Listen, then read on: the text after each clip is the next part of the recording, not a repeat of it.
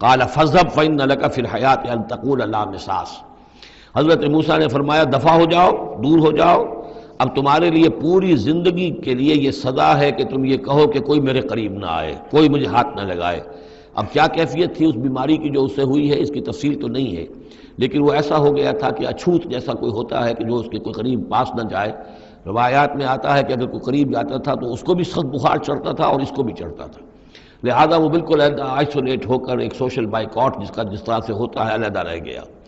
وَإِنَّ لَكَ مَوْعِدًا لَن تُخْلَفَهُ، اور یہ تمہارے واسطے ایک وعدہ ہے کہ جس کی ہرگز خلاف ورزی نہیں کی جائے گی۔ وَانظُرْ إِلَىٰ إِلَٰهِكَ الَّذِي ظَلْتَ عَلَيْهِ عَاكِفًا، اب ذرا دیکھو حشر کیا ہم کرتے ہیں تمہارے اس معبود کا جس کے تم نے اعتکاف شروع کیا تھا، جس کا دھیان شروع کیا تھا۔ لَنُحْرِقَنَّهُ، اس کو ہم جلا کر راکھ کر دیں گے۔ ثُمَّ لَنَنسِفَنَّهُ فِي الْيَمِّ نَسْفًا، اور پھر اس راکھ کو ہم سمندر کے اندر بکھیر دیں گے۔ انما الہکم اللہ الذی لا الہ الا ہو، حقیقت یہ ہے کہ تمہارا الہ تو بس صرف اللہ ہے کہ جس کے سوا کوئی الہ نہیں۔ وسع کل شیء علما، اور اسے ہر چیز کا علم حاصل ہے۔ یہ جو معاملہ ہے اور اس سے متعلق بعض اور معاملات کے اعتبار سے ایک زمانے میں میرا خیال رہا ہے اور وہ خیال اب بھی ہے، ہندوستان میں جو آریہ آئے ہیں، اگرچہ جہاں تک مین بلک ان کا ہے وہ میں سمجھتا ہوں کہ حضرت حام کی نسل سے ہیں، لیکن ان میں کچھ گڈمڈ ہیں کہ جو کچھ اسرائیلی بھی ہیں، اور چونکہ جو ایکسوڈس ہوا ہے مصر سے 1400 برس قبل مسیح، گویا کہ آج سے 3500 برس قبل، تقریباً وہی زمانہ ہے جب ہندوستان میں آریہ آئے ہیں۔ تو معلوم ایسا ہوتا ہے کہ کچھ جس وقت یہ لوگ نکلے ہیں مصر سے تو کچھ ان کے قبیلے وہ ہیں جن کو کہتے ہیں کہ last tribes of the house of Israel, جن کا پتہ نہیں چلتا کہاں چلے گئے، تو ان میں سے شاید کچھ لوگ ہیں جو ہندوستان میں آئے ہیں۔ میرا گمان یہ کہ برہمن جو ہیں ان میں وہ وہی ہیں، یہ لوگ وہ ہیں کہ جن کے ہاں وہ سارے کسٹمز ہیں۔ اب دیکھیے جو کچھ کہ حضرت موسیٰ علیہ السلام نے سامری کے بچڑے کے ساتھ کیا، یہ اپنے مردے کے ساتھ وہی کرتے ہیں۔ انہوں نے اس کے بچڑے کو جلایا، جلا کے راکھ کیا، راکھ اسے سمندر کے اندر پھیلا دی۔ یہی وہ کرتے ہیں، اپنے مردے کو جلائیں گے، جلا کے اس کی راکھ لے جائیں گے، وہ کہیں گنگا میں پھینکیں یا کسی اور جگہ پھینکیں یا سمندر میں پھینکیں، بالکل وہی معاملہ کرتے ہیں۔ جس طرح وہ بچڑے کی پرستش اور اس کے تقدس ان کے دلوں میں تھا، وہ بھی ان کے دلوں میں بھی ہے۔ گیروا رنگ، گائے کا بھی رنگ وہ تھا کہ جو شوخ زرد رنگ جو کہا ہم سورہ بقرہ میں پڑھ کر آئے، وہی گیروا رنگ ان کے سادھوؤں کا ہوتا ہے، وہی رنگ ان کے ہاں ہے۔ اور پہاڑ کا سر اٹھا لینا سر کے اوپر، ہنومان جی کا ان کا جو کانسیپٹ ہے کہ پورے پہاڑ کو اٹھا کے وہ لے آئے، تو یہ معلوم ہوتا ہے یہ بھی کوئی بدلی ہوئی شکل ہے اسی روایت کی کہ جو ہم نے تمہارے ونطقنا الجبل فوقکم، تمہارے اوپر ایسے اٹھا لیا تھا جیسے سائبان ہوتا ہے۔ تو بہت سی چیزیں جو ہیں ملتی ہیں، اور میرا گمان ہے کہ اپنشدز جو ہیں ان میں صحف ابراہیم کی بگڑی ہوئی شکلیں موجود ہیں۔ قرآن مجید میں صراحت سے مذکور ہے صحف ابراہیم و موسیٰ۔ اب موسیٰ کے صحیفے تو یہ 5 ہمارے پاس ہیں موجود، تحریف شدہ ہیں، the first 5 books of the old testament, یہ صحف موسیٰ ہیں، لیکن صحف ابراہیم کہاں ہیں؟ ان کا کوئی ذکر بھی ہمیں موجود نہیں ہے، ہمارے پاس علم میں نہیں ہے۔ لیکن میرا گمان ہے، چونکہ ایک زمانے میں میں نے کچھ ان کا مطالعہ کیا تھا تو مجھے محسوس ہوا تھا کہ ان میں توحید کا جو پہلو بہت ہی نمایاں ہے، تو معلوم ہوتا ہے کہ شاید یہ حضرت ابراہیم کے صحیفوں کی کوئی اثرات ضرور یہاں تک پہنچے ہیں۔ آیا یہ وہی صحیفے ہیں یا نہیں ہے، یہ بات دوسری ہے۔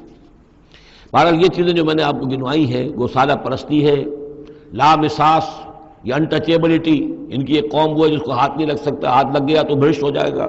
اسی طریقے سے مردے کا معاملہ، زرد رنگ کا معاملہ، ہنومان کا پہاڑ کو اٹھا لینا، یہ ساری چیزیں جو ہیں اسرائیلی تاریخ کے واقعات سے ان کا ایک تعلق ہے۔ کذالک نقص علیک من انباء ما قد سبق، اے نبی اسی طرح ہم آپ کو بتا رہے ہیں حالات ان کی کہ جو زمانہ جو گزر چکا، جو قومیں گزر چکی، ان کے احوال آپ کو سنا رہے ہیں۔ وقد آتیناک من لدنا ذکرا، اور ہم نے آپ کو اپنے خاص فضل سے، اپنے پاس سے ذکر عطا کیا ہے۔ یہ یاد دہانی، یہ قرآن، اس میں پرانی خبریں بھی ہیں اور اس میں ذکر ہے، تذکیر ہے، نصیحت ہے۔ من اعرض عنہ، جو کوئی بھی اس سے اعراض کرے گا، اس قرآن سے، فإنہ یحمل یوم القیامت وزرا، تو وہ قیامت کے دن اپنا بھاری بوجھ اٹھا کر لے کر آئے گا۔ خالدین فیہ، اور وہ اس میں ہمیشہ ہمیش رہیں گے۔ وساء لہم یوم القیامت حملا، اور جو بوجھ انہوں نے اٹھایا ہوا ہوگا قیامت کے دن وہ بہت ہی برا ہوگا، برائیوں کا بوجھ لے کر آئیں گے۔ یوم ینفخ فی الصور، جس دن کے سور میں پھونکا جائے گا، یوم ینفخ، پھونکا جائے گا سور میں، ونحشر المجرمین یومئذ زرقا، اور مجرموں کو اس روز ہم لوگ جمع کریں گے کہ ان کی نگاہیں آنکھیں نیلی پڑی ہوئی ہوں گی. یہ انتہائی خوف زدہ کیفیت میں آنکھوں کے اندر نیلاہٹ پیدا ہو جاتی ہے. سخت اس وقت وہ جو ہے خوف زدہ ہوں گے. یومئذ زرقا، ان کی آنکھیں. یتخافتون بینہم ان لبثتم الا عشرا، چپکے چپکے سے ایک دوسرے سے کہہ رہے ہوں گے کہ کتنے دن رہے ہو؟ بس 10 دن شاید رہے ہوں گے ہم. نحن عالم بما یقولون، ہم خوب جانتے ہیں جو کچھ کہ وہ ایک دوسرے سے کہتے ہیں. اذ یقول امثلہم طریقتاً، جو ان میں سب سے زیادہ کلچرڈ ہے، سب سے زیادہ پڑھا لکھا لال مجکر جو ان کا ہے، وہ یہ جواب دے گا ان لبثتم الا یوما، نہیں ایک دن رہے ہو بس، اس سے زیادہ نہیں. یہ ان کا سب سے بڑا لال مجکر ہوگا. امثلہم طریقتاً، جو ان کے ہاں سب سے زیادہ کلچرڈ ہوگا، ان کا وہ مثالی. ہمارا طریقتکم المثلی، ان میں جو امثل ہوگا. وَيَسْأَلُونَكَ عَنِ الْجِبَالِ، بس یہ 5 رکوع وہ ختم ہوئے جو حضرت موسیٰ علیہ السلام کے حالات پر تھے. بس یہ 3 رکوع جو ہیں یہ پھر جس طرح کے عام مضامین ہوتے ہیں مکی صورتوں کے. وَيَسْأَلُونَكَ عَنِ الْجِبَالِ، اے نبی یہ آپ سے پہاڑوں کے بارے میں پوچھتے ہیں کہ یہ پہاڑ کہاں چلے جائیں گے؟ آپ کہتے ہیں کہ زمین چپٹی ہو جائے گی. وَيَسْأَلُونَكَ عَنِ الْجِبَالِ قُلْ يَنسِفُهَا رَبِّي نَسْفًا، کہہ دیجئے میرا رب ان سب کو ریزہ ریزہ کر کے بکھیر دے گا. فَيَذَرُهَا قَاعًا صَفْصَفًا، تو چھوڑ دے گا اس زمین کو، بنا دے گا بالکل صاف چٹیل میدان. صفصفا، لا تری فیہا عوجا، نہ اس میں کوئی موڑ ہوگا، ولا امتا، اور نہ کوئی ٹیلا ہوگا. کوئی اونچان ہی نہیں تو موڑ کا کیا سوال. یہ تو سپاٹ پوری زمین ایک جیسی ہو جائے گی. یومئذ یتبعون الداعی لا عوج لہ، اس دن وہ پھر لبیک کہیں گے پکارنے والے کی پکار پر. کہیں سے پکارا جائے گا کہ آؤ جمع ہو جاؤ، تو اب سب کے سب جو ہیں ادھر دوڑیں گے. لا عوج لہ، اب اس کی اس پکار سے کہیں ٹیڑھا ہونا کسی کے لیے ممکن ہی نہیں ہوگا کہ پکارنے والا ادھر پکار رہا ہے وہ کسی اور سمت میں جا سکے. لا عوج لہ، کوئی ٹیڑھ ممکن نہیں ہوگی. وخشعت الاصوات للرحمن، اور تمام آوازیں جو ہیں وہ رحمان کے سامنے خاموش ہو چکی ہوں گی، جھک چکی ہوں گی. فلا تسمع الا ہمسا، تو تم نہیں سنو گے سوائے ایک بھنبھناہٹ، جیسے بھنبھناہٹ سی ہوتی ہے ایسی آواز ہوگی، کسی کی بات جو ہے وہ سنائی نہیں دے گی. یومئذ لا تنفع الشفاعۃ، اس دن شفاعت ہرگز مفید نہیں ہوگی. الا من اذن لہ الرحمن، مگر صرف اس کے حق میں جس کے لیے رحمان نے اجازت دی ہو. ورضی لہ قولا، اور جس کے لیے کیا اس نے بات پسند کی ہو. یعلم ما بین ایدیہم، وہ جانتا ہے جو کچھ کہ ان کے سامنے ہے. وما خلفہم، اور جو کچھ کہ ان کے پیچھے ہے. ولا یحیطون بہ علما، اور وہ احاطہ نہیں کر سکتے اس کے علم کا. یہ بات ہم پڑھ چکے ہیں سورہ بقرہ میں آیت الکرسی میں. یعلم ما بین ایدیہم وما خلفہم ولا یحیطون بشیء من علمہ الا بما شاء. وعنت الوجوہ للحی القیوم، اور چہرے اور لوگ رگڑ رہے ہوں گے اپنے چہروں کو سجدے میں پڑے ہوئے اس ہستی کے لیے جو الحی ہے القیوم ہے. یہ ہے وہ تیسرا مقام جس میں کہ الحی اور القیوم دو یہ اللہ کے اسماء جو ہیں یہ آئے ہیں قرآن میں یکجا ہو کر. اور جیسا کہ میں نے آپ کو بتایا تھا سورہ آل عمران کے آغاز میں آئے ہیں اور آیت الکرسی میں آئے ہیں سورہ بقرہ میں. تو یہ الحی القیوم کے بارے میں یہ گمان ہے کہ یہ اسم اللہ الاعظم، اللہ کا عظیم ترین نام کہ جس کے حوالے سے کوئی دعا کی جائے ضرور قبول ہوتی ہے، وہ یہ ہے. وقد خاب من حمل ظلما، اور یقیناً ناکام اور خائب اور خاسر ہو گیا وہ جس نے کہ ظلم کا بوجھ اپنے کندھوں پر اٹھایا ہوا ہوگا. وَمَن يَعْمَلْ مِنَ الصَّالِحَاتِ وَهُوَ مُؤْمِنٌ، اور جو کوئی عمل کر کے لائے گا نیک اور وہ مومن ہوگا. فَلَا يَخَافُ ظُلْمًا وَلَا حَظْمًا، تو اسے کوئی اندیشہ نہیں ہوگا کہ اس کے ساتھ بے انصافی ہوگی یا اس کا کوئی غبن کر لیا جائے گا، اس کے جو اچھے اعمال ہیں کہیں پر وہ ہفت ہو جائیں گے یا غبن ہو جائیں گے. وَكَذَلِكَ أَنزَلْنَاهُ قُرْآنًا عَرَبِيًّا، اور اسی طرح ہم نے اس قرآن کو نازل کیا ہے عربی قرآن بنا کر. وَصَرَّفْنَا فِيهِ مِنَ الْوَعِيدِ، اور اس میں ہم نے اپنے تمام وعدے اور وعید دھمکیاں بھی وہ سب کے سب جو ہیں پھیر پھیر کر سنائی ہیں. لعلہم یتقون، شاید کہ وہ تقوی اختیار کریں. او یحدث لہم ذکرا، یا یہ کہ ان کے دل میں کوئی یاد پیدا ہو جائے، کوئی جو ہے ان کے اندر جذبہ جو ہے ایمان کا ابھر آئے. فتعال اللہ الملک الحق، تو بہت بلند و بالا ہے اللہ بادشاہ حقیقی. ولا تعجل بالقرآن من قبل ان یقضى الیک وحیہ، چوتھی مرتبہ یہ اجلت کا لفظ آیا ہے.